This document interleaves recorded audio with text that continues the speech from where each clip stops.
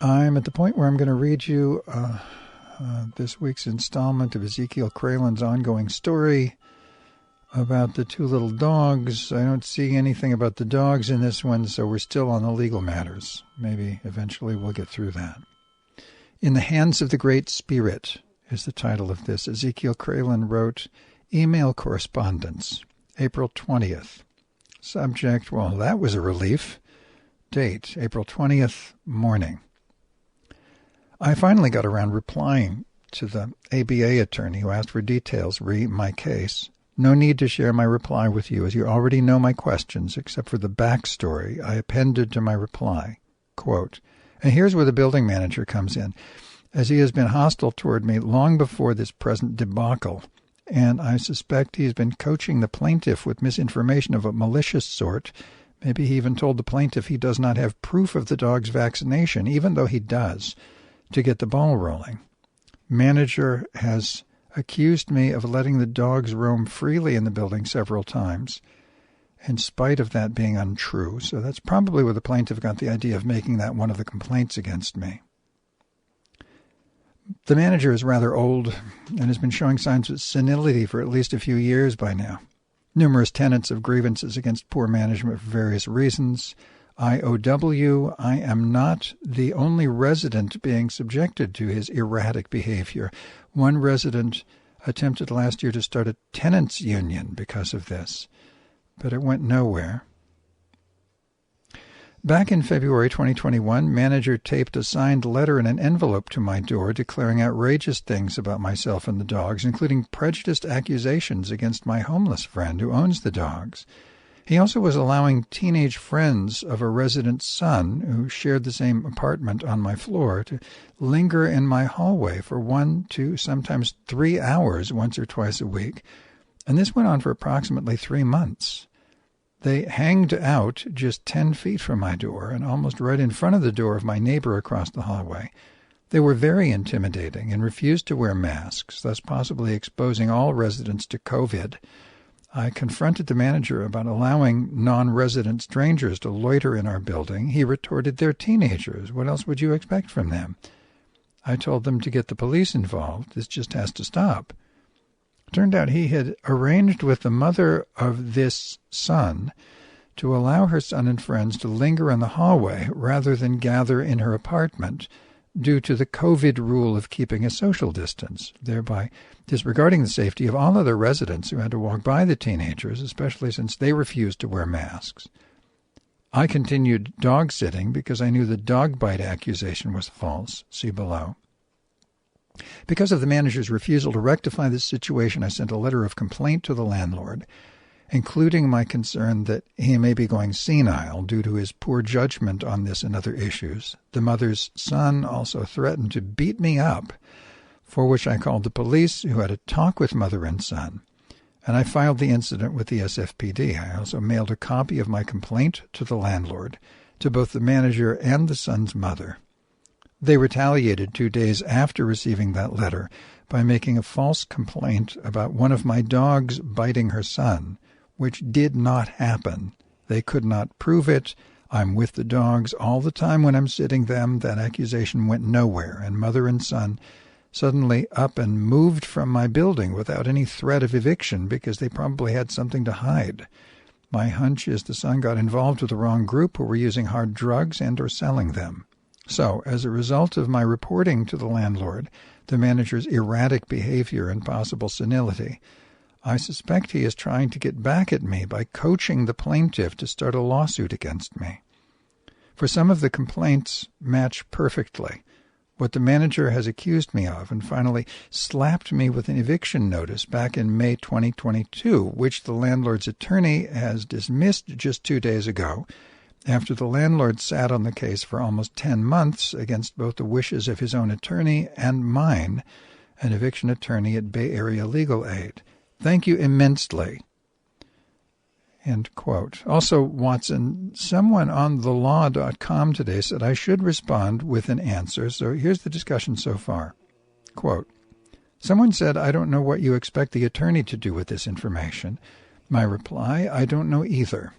And no resource in the law library I went to, nor any online legal site, gives any instructions regarding declaring yourself judgment-proof and filing an answer. One attorney who is not handling my case but offered some advice said that since I'm judgment-proof, I really don't have to reply or do anything else, and that's why I'm here with my question, to get other opinions.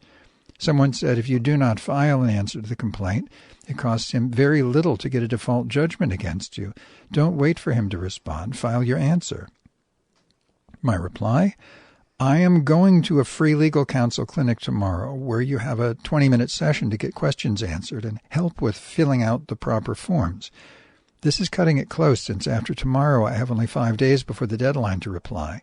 This free counseling service is only on the third Friday of every month, so I couldn't see them any earlier. I will use the weekend to make 2 copies of all papers required, so I'll be ready to move fast on Monday. If I understand the rules, the next step after filing my answer is both attorneys discussing mediation over the phone probably. I think 2 or more weeks in advance of the mediation scheduled for August 23rd. But since I'm representing myself, I guess plaintiff's attorney will be speaking with me, which I find rather weird and downright awkward. The answer form, PLDPI-003, only wants me to list the numbers of the complaints that I'm denying, but no explanations for why I'm denying, if I understand correctly. Will mediation allow me to present why I'm denying certain complaints, or will that still be on hold? And can I deny plaintiff's claim for supposedly needing rabies shots on the grounds that it was not necessary and that the building manager should have shown him proof, as he requested evidence of rabies shots for both dogs via texting me, which I sent him a few minutes later via texting as snapshots of the papers and the tags. Not that I believe the plaintiff was bitten, but because the manager, or anyone else for that matter, has the right to ask for proof of updated rabies shots at any time. So would the rabies shot complaint go under the heading denies on information and belief? And can I likewise deny his claim for trauma under the same heading based on it being an exaggerated claim? Thanks for your helpful reply, by the way. Oh, one more thing. My landlord's attorney dismissed the eviction case against me as of 2 days ago, which ties in with the dog issue. The complaints were either trivial or frivolous, which my own attorney told me. Landlord's attorney agreed with her and wished for the landlord to just drop it rather than sit upon it after failing to reply on time. I had to wait almost 10 months for this predictable outcome, but it may help in my defense regarding another plaintiff's attempt to sue me. Well, that was a relief. Date April 20th, afternoon. Watson wrote, very good work. You'd have made a hell of a lawyer yourself, as would I, but I can scarcely think of a job I'd want less, except maybe airline pilot or dentist. I replied, only now I'm beginning to figure out which careers would best suit me at the ripe old age of 72, such as legal counsel for the poor, especially LGBTs, social worker for the poor, especially LGBTs, Jungian therapist for the poor, especially LGBTs, high priest of the First Church of Dog, adopter of abandoned doggies with acres of fenced-in property, ghostwriter for real ghosts only, who are poor, especially LGBTs, paranormal investigator for the poor, living in rundown slums, especially LGBTs, gourmet vegetarian chef for the poor, especially LGBTs, private detectives for the poor, especially LGBTs, and compassionate owner of a house of ill repute for LGBTs, whereby they get the best health care and the largest share of the profits, for examples. I feel like Grandma Moses, who picked up the paintbrush when she was 78, though I found my calling years ago as an activist for the LGBT houseless. I'm fine with that, by the way. Deke dropped by this morning, was most amicable. I gave him his final $80 for the month, even though it's 4 days ahead of schedule. Still has $40 remaining, which I'll give him around a week from now. He thought today's allowance was his third payment for the month, but I corrected him. No, this is your fourth and last until next month. I'll be glad to show you my calendar so you can see I've already received the first 3 payments before the middle of the month, if you like. He said, no, that's okay. He's just confused. Then added, I appreciate all the things you do for me and the doggies. He asked me to bring them a meal and water, didn't even want me to dog sit or charge any of his devices or change the music on his speaker chip. I took this meet-up to tell him the landlord dismissed my eviction case, and I should soon be dismissed from the more recent attempt to sue me. He politely demanded I explain to him what these cases are about. So I told him. False accusations. They just hate the homeless and anyone like me who reaches out to them. They see me out here with you all the time. They couldn't wrap their heads around my sitting a couple of homeless dogs. They made up claims that I'm smoking meth and running drugs on the side. Another accused me of threatening him with violence. Stupid stuff like that. Basically anything they could come up to fuck with me.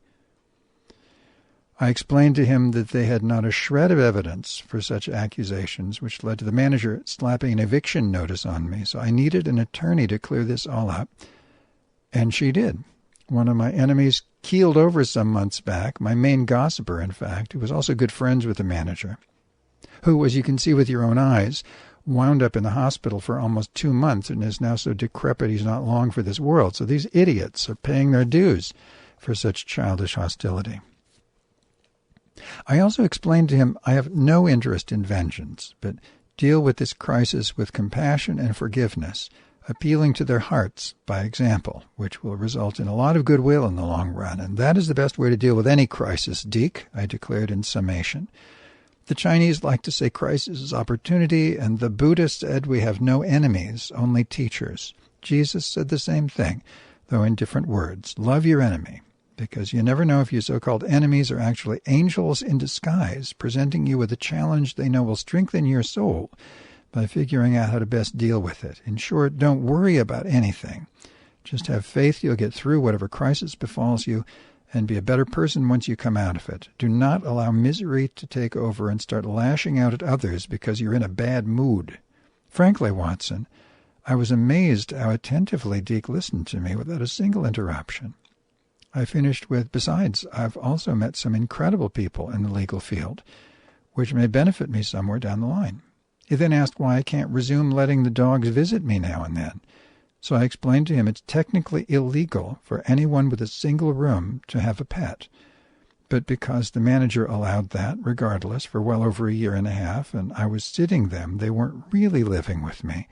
Though because of these stupid lawsuits that put the kibosh on the doggies' visits. However, I explained using my compassionate approach instead of being angry and vengeful, it is my hope the landlord and my enemies will have a change of heart in the long run, such that I can resume sitting the pups. We'll just have to wait and see. But I throw all my faith into the Great Spirit's hands that this will indeed come to pass.